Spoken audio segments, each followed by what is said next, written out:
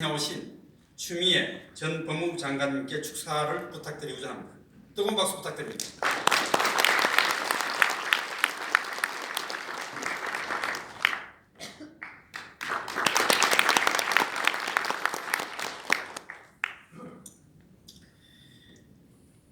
많이 준비하셨고 또 이렇게 이른 아침에도 불구하고 많은 분들이 오셨습니다. 그만큼 시민의회에 대한 열기가 뜨겁다 할 수 있겠습니다. 이 자리에서 시민의회를 위해서 오늘 처음 국제학술대회를 여는 자리에 기조 말씀을 드릴 수 있는 기회를 주셔서 무한한 영광으로 생각합니다. 말씀드리도록 하겠습니다. 제가 드리는 말씀은 이 책자에 있습니다. 참고해 주시면 감사하겠습니다.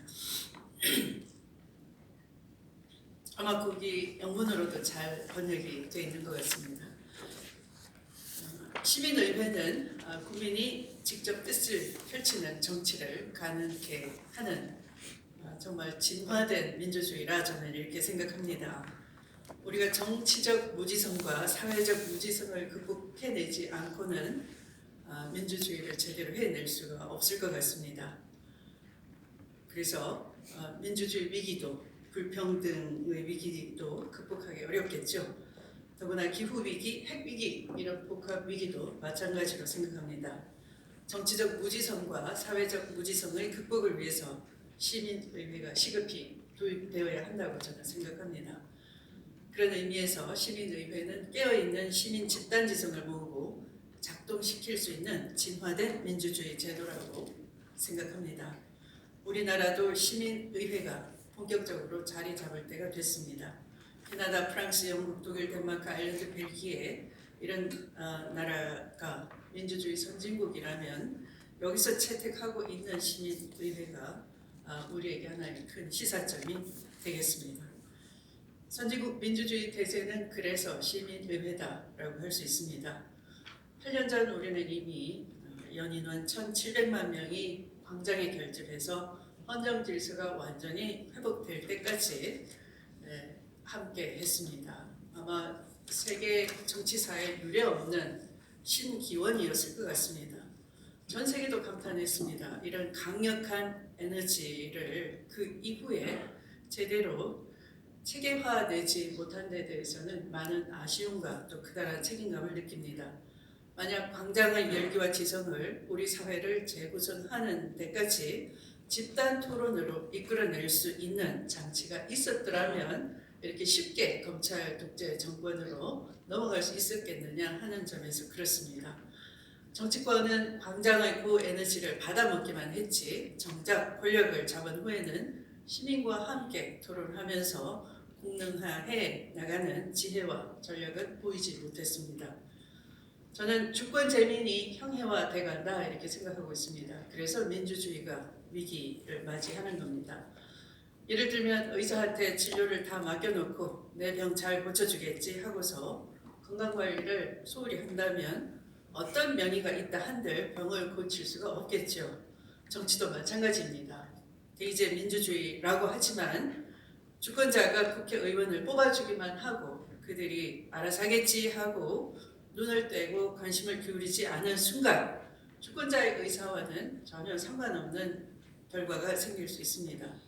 그들은 쉽게 기득권화하고 주권자의 의사와 무관하게 자신들을 위한 정치, 지급화된 정치로 변질되는 것을 우리는 많이 경험했습니다. 그래서 이를 막을 수 있는 제도적 수단을 우리 주권자들이 가져야 한다는 데서 시민의회가 출발했다고 생각합니다.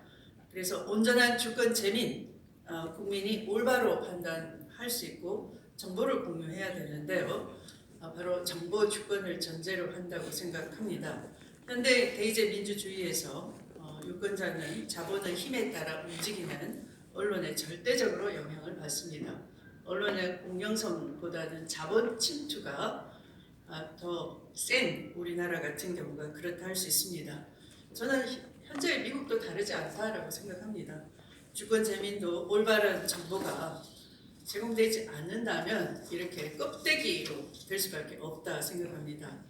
정보 접근이 차단되거나 왜곡된 정보에 오염된 주권자, 참여의 기회가 봉쇄된 주권자 또는 기득권화된 대의제를 보완할 방법이 필요한데요. 그래서 시민의회가 필요한 것이다라고 생각합니다. 시민의회 의원은 추첨으로 선출되고 짧은 임기 아래 투명하고 공정하게 운영될 것입니다. 기후 위기 등 현실의 문제를 풀어가는 기술적 장치이기도 합니다. 수기의 과정이 뒷받침되기 때문에 여론을 제대로 집약할 수도 있고 의제 설정에도 효과적일 것입니다. 과거에는 어려웠던 그런 직접 민주주의가 이제는 IT 기술로 쉽게 구동될 수도 있겠습니다. 이렇게 민주사회는 직접 민주주의의 기회가 많을수록 국민들이 정보에 더 관심을 갖게 되고 공동체의 의견을 많이 개진할 수 있기 때문에 그 과정에서 그 사회는 정치적으로 한층 더 성숙하게 될 것입니다. 정치인들이 기피하는 사회 갈등 주제들도 이해의 폭을 시민들 사이에 서로 좁혀가면서 접점도 찾아낼 수 있다 생각합니다. 그래서 국회도 미처 생각해내지 못한 시민적 결론에 이를 수 있을 것입니다.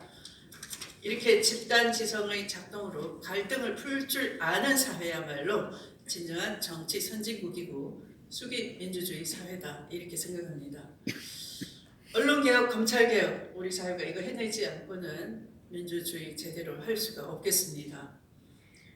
저는 이 두 가지 개혁을 위해서도 시민의회가 아주 유효하다 생각합니다. 지금의 검찰 정권이 언론의 재갈을 물리고 제대로 보도하지 못하게 해서 국민의 생각과 비판과 판단을 막고 있고 중우정치를 하려고 하는데 이를 막아내기 위해서도 시민의회는 더욱 소중한 역할을 할 것입니다. 시민의회가 활성화된다면 언론의 병폐도 고칠 수 있다 생각합니다. 언론이 하고 있는 여론조사 선거가 주권재민을 껍데기로 만들고 있습니다. 지금의 선거는 비전과 정책과 역량에 대한 관심 대신에 정치인의 이미지, 정치인과 정당의 이미지나 선호도를 묻는 여론조사로 대통령과 정치 지도자를 뽑는 선거가 되어버렸습니다. 시민의회가 활성화된다면 이미지나 호감도에 집중하는 선거가 비전과 정책 역량으로 경쟁하는 선거로 바뀔 수 있다 생각합니다. 따라서 여론의 초점도 이에 따라 바뀔 수 있겠죠. 그러니까 실질적 언론 개혁도 이루어질 수 있다라고 저는 생각을 합니다. 다시 한번 세계사에 유례 없었던 촛불광장의 고에너지 민주주의의 폭발력을 사회 개선과 민생 개선을 위한 지속적인 수기 공간을 마련해서 사회 변혁의 에너지로 우리는 다시 이어지게 해야 하겠습니다. 비판적 언론의 무기력하고 기득권한테 가는 의회를 자극을 주는 역할도 해낼 수 있습니다. 특히 대통령의 권한이 막강한 우리나라는 시민의회가 국회의 견제 권능을 합리적으로 가능케 해주는 보완장치 역할도 할 것입니다. 그런데 시민의회를 제대로 운영하고 작동시키려면 돈이 들어가게 마련입니다. 공적 대표성과 객관성 그리고 수기성을 갖춰야 하기 때문입니다. 때문에 시민의회는 그 구성과 운영을 제도적으로 뒷받침할 필요가 있습니다. 제가 22대 국회에 들어가게 돼 있습니다.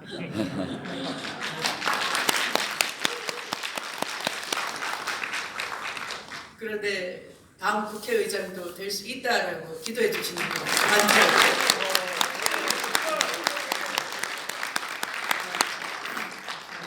동료 의원들과 함께 시민의회 관련 입법을 추진하고자 합니다. 감사합니다. 공짜 전심은 없다라는 말은 잘 알고 계실 겁니다. 그런데 공짜 민주주의도 없습니다. 다양한 수준의 민주주의도 시민적 노력에 비례한다고 생각합니다. 우리가 노력하는 만큼 민주주의 수준도 달라질 것입니다. 그래서 우리 시민이 바라는 사회를 우리가 만들어내는 긍정의 에너지를 투입할 수 있는 계기가 오늘 만들어진다고 생각하고 이 세미나를 위해서 물심양면 협조를 해준 관계자 여러분, 특히 이래경 이사장님과 이완영 교수님께 무한한 존경과 감사의 말씀을 드립니다. 감사합니다.